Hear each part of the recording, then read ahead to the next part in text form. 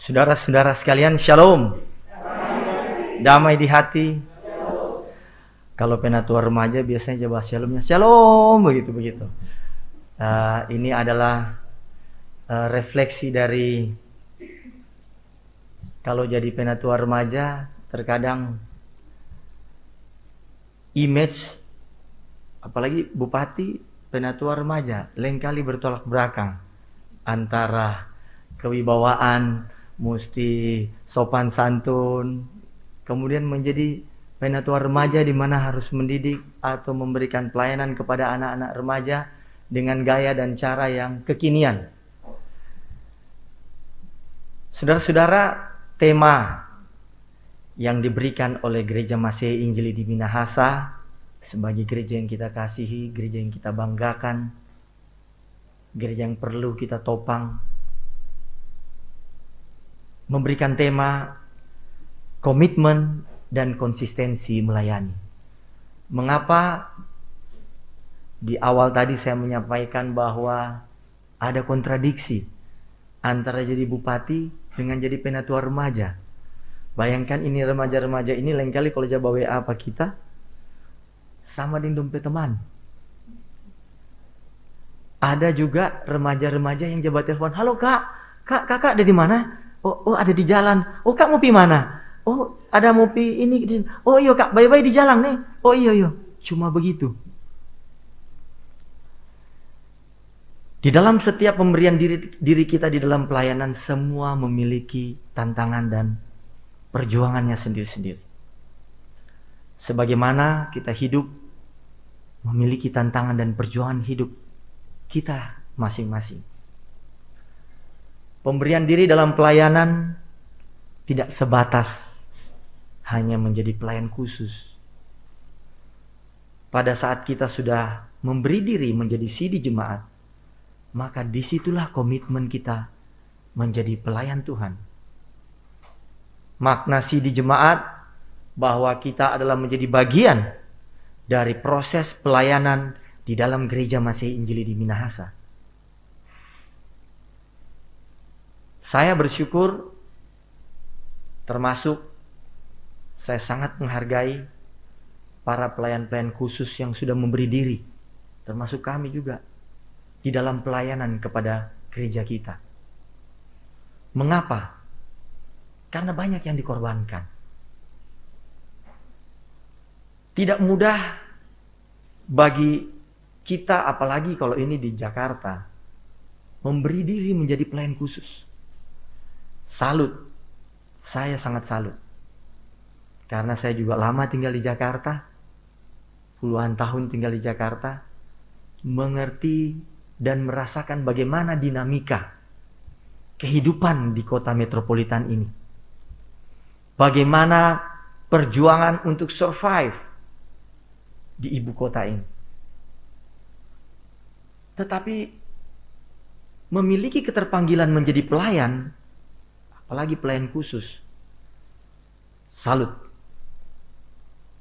Saya sangat yakin kita semua sepakat, sependapat bahwa Injil, firman Tuhan, kita yakini bahwa setiap jerih payahmu tidak akan sia-sia.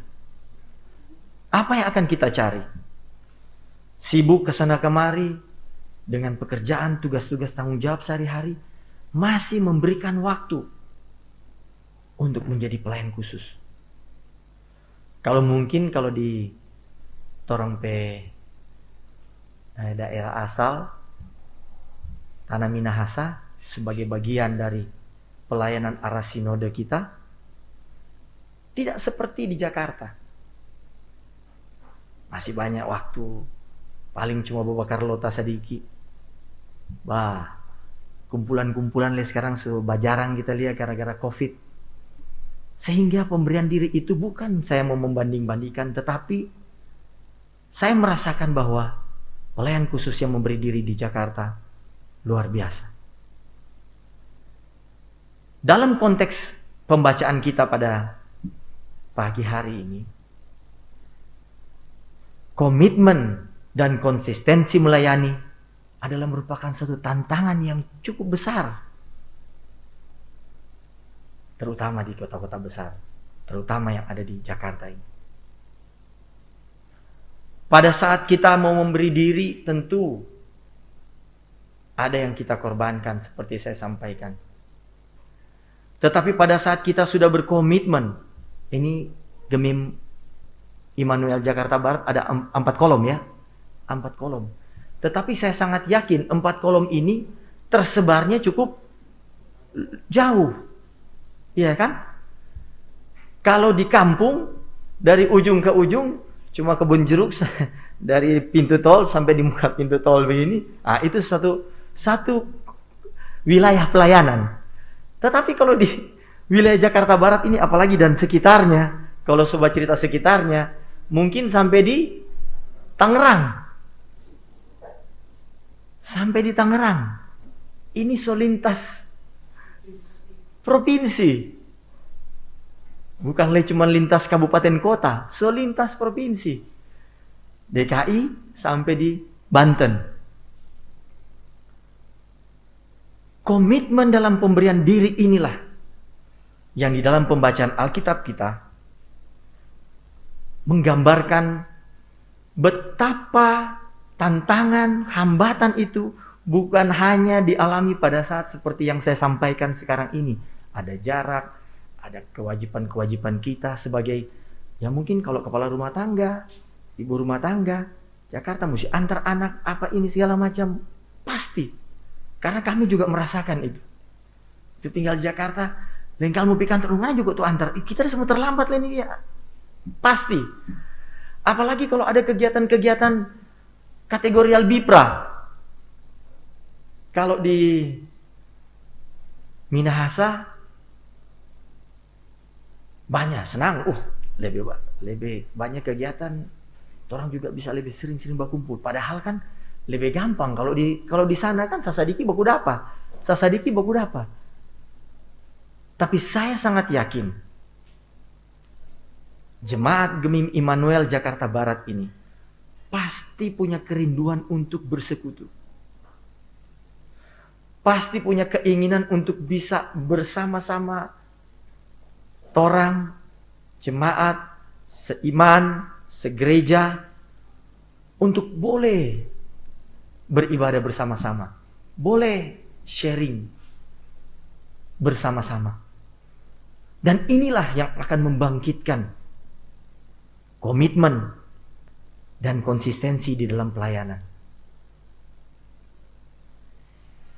Injil Lukas ini ditulis oleh Lukas yang memiliki latar belakang sebagai seorang tabib, dokter lah kira-kira. Lukas ini selain menulis Injil Lukas, dia juga menulis Kisah Para Rasul. Minggu kemarin, kalau saya tidak salah minggu kemarin, orang juga sempat baca. Pengalaman-pengalaman yang dialami, yang dilihat dan dirasakan oleh Lukas adalah pengalaman-pengalaman yang up to date, tidak termakan waktu sampai sekarang. Bagaimana dia mau menceritakan tantangan-tantangan di dalam pelayanan pada saat itu gereja mula-mula, juga menjadi konteks yang kira-kira menjadi suatu gambaran bagi kita di saat kondisi sekarang ini. Tetapi satu yang perlu kita tahu bahwa apa yang dijelaskan, apa yang diceritakan oleh Lukas, semuanya berujung pada bagaimana pemberian diri kita akan mampu mengatasi setiap kendala dan tantangan di dalam pelayanan kita.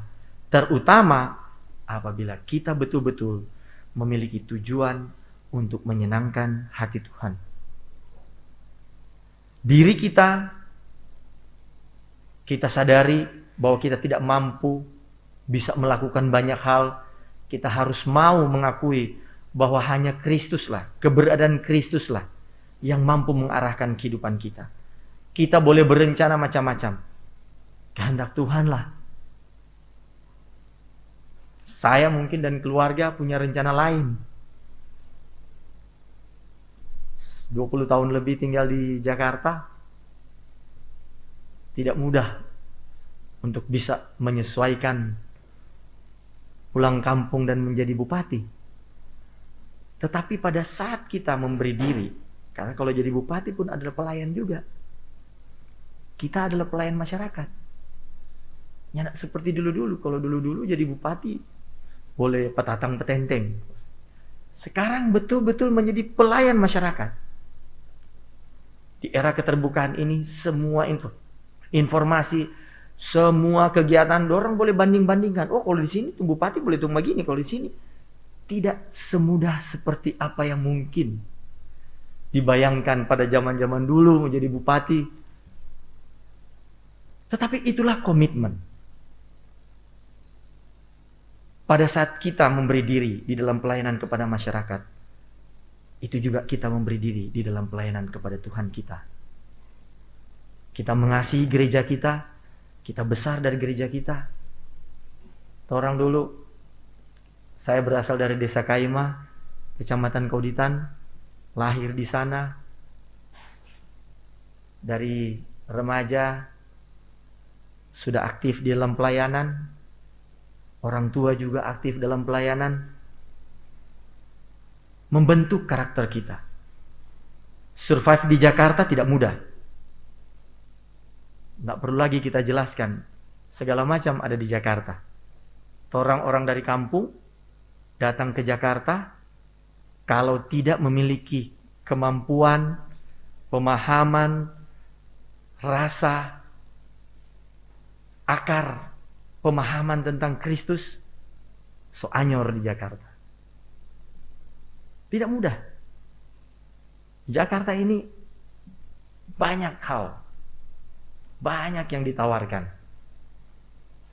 Dan tentunya kita semua sebagai orang-orang yang berkomitmen, saya sampaikan kita adalah mungkin saya sangat yakin sebagian besar kita juga sudah masuk dalam CD jemaat, sudah berkomitmen untuk menjadi pelayan Tuhan.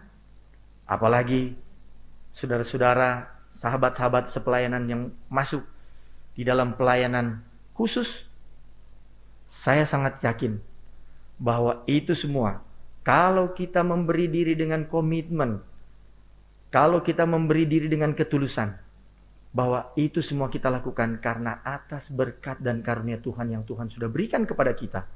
Dengan periodisasi masa waktu yang terbatas. Jadi bupati pun waktu terbatas, 2024 so kelar. Begitu juga pelayan khusus, kan ada periodisasinya juga.